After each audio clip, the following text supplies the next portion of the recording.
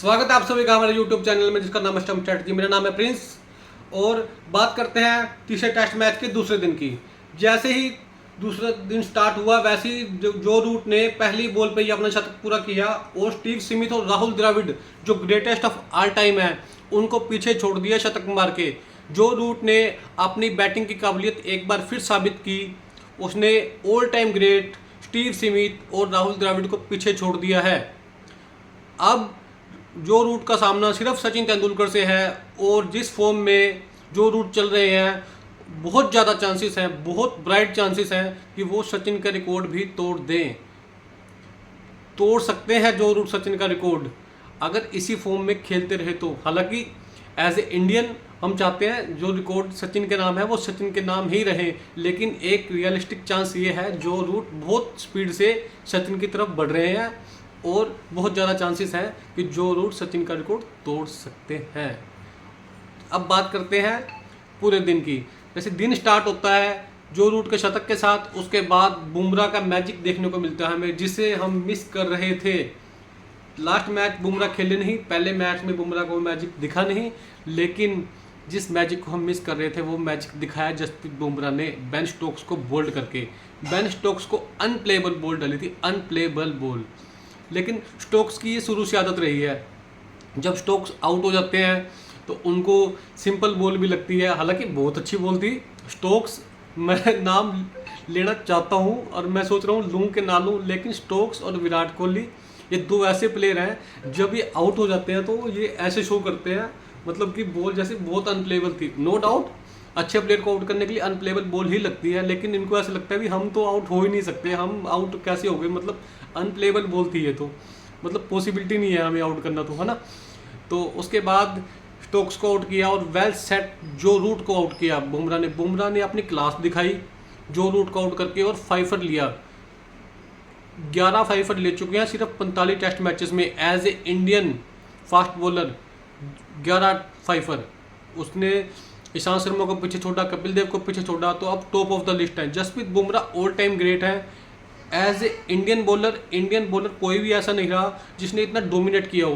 पहले Indians including me ज़्यादा bowling नहीं देखते थे, तो बैटिंग मतलब ये होता था जब बैटिंग आ जाएगी इंडिया की तब देख लेंगे, चल ठीक है, मतलब बॉलिंग कभी देख ली कभी नहीं देखी। जसप्रीत बुमराह ने इंडियंस को बॉलिंग देखने पे लगा दिया है, उसने बॉलर्स को फैन बना दिया है। ऐसा कभी कोई इंडिया में ऐसा कोई बॉलर नहीं हुआ था जिसको आइडलाइज करें। हाँ ठीक है, जहीर खान अच्छी बॉलिंग करते थे, जवागल श्रीनाथ थे, अनिल कुंबले थे, हरभजन थे, लेकिन किसी ने भी ऐसा नहीं कहा भी मैं इनकी तरह बनना चाहता हूँ। बहुत कम रेयर ही बंदे होंगे जिन्होंने कहा होगा मैं इसको आइडलाइज करता हूँ या ये मैच पलट देगा या कुछ। जसप्रीत बुमराह को आप बोल दो, ऐसी सिचुएशन में बॉल मिलती है जसप्रीत बुमराह को हमेशा टफ कंडीशंस में, जब लगता है अब कुछ नहीं हो सकता तो वो जसप्रीत बुमराह करके दिखाते हैं।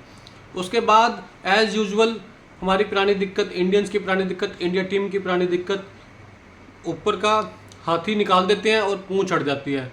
उसके बाद जो फिर वही स्टार्ट हुआ, 7वें विकेट की पार्टनरशिप, 8वें विकेट की पार्टनरशिप, और डिसअपॉइंटेड होता है ये इंडियन टीम के लिए जब इतने सेफ फील्डर केएल राहुल, हालांकि कैच जानबूझकर कोई भी नहीं छोड़ता है, लेकिन जो पहले दिन का खेल था उसमें बॉल कैरी नहीं हो रही थी, उसमें बॉल स्लिप फील्डर पीछे खड़े थे तो बॉल कैरी नहीं हो पा रही थी, तो उनको उसको ध्यान में रख के शायद केएल राहुल और बाकी स्लिप कॉर्डन थोड़ा आगे खड़ा हुआ और बॉल इतनी फास्ट ट्रैवल कर रही थी। मैं आपको बता दूं जो राहुल खड़े थे वो डिफेंसिव शॉट के लिए खड़े थे, स्टॉप करेंगे और एज लगेगा तो जाएगा वहां पे बॉल, तो कैरी करेंगे। जब शॉट मारते हैं ना, जब शॉट मारते हुए एज जाता है तो बहुत डिफिकल्ट हो जाता है स्लिप के फील्डर के लिए बॉल को पकड़ना। एक बेनिफिट ऑफ डाउट दे सकते हैं, लेकिन रेगुलेशन कैच थी as a Indian player, as a international player, KL Rahul के स्टैंडर्ड के हिसाब से वो बिल्कुल सिंपल कैच थी, तो इसे वो नहीं किया जा सकता।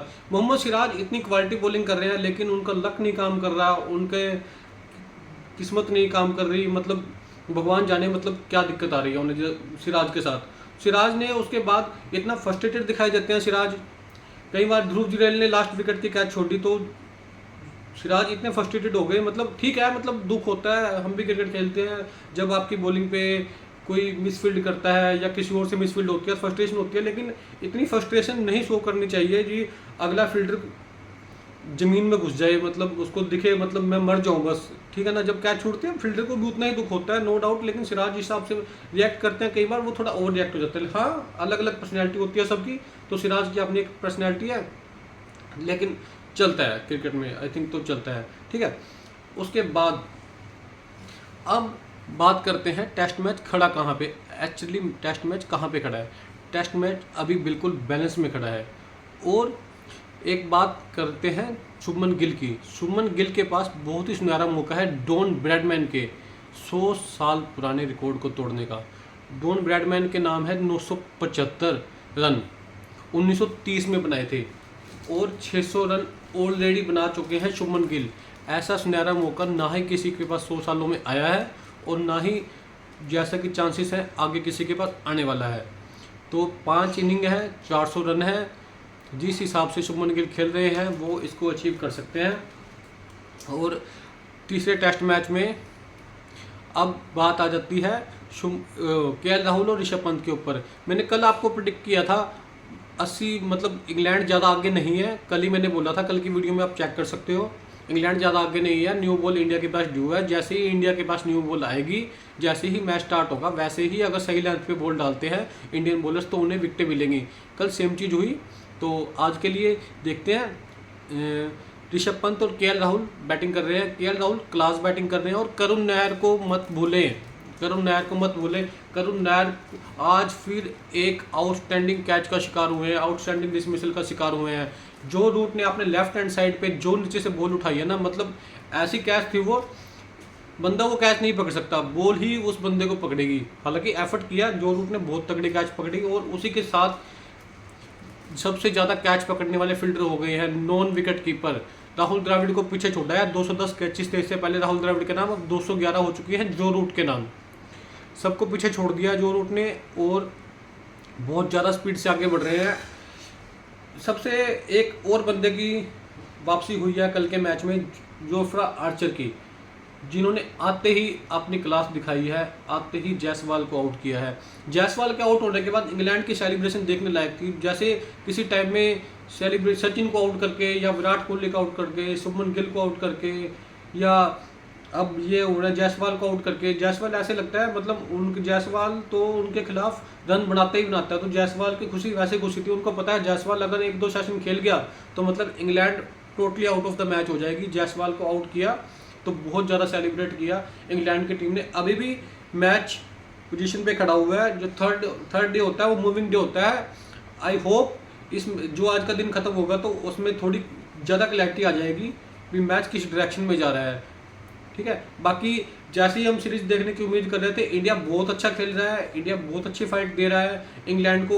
अगर तीसरे टेस्ट मैच का तीसरा दिन आ चुका है और अभी भी सीरीज बराबर खड़ी है, और इंडिया तीसरे टेस्ट मैच में भी पीछे नहीं है, बिल्कुल टक्कर ले रही है, तो इंडिया बहुत अच्छा खेल रही है।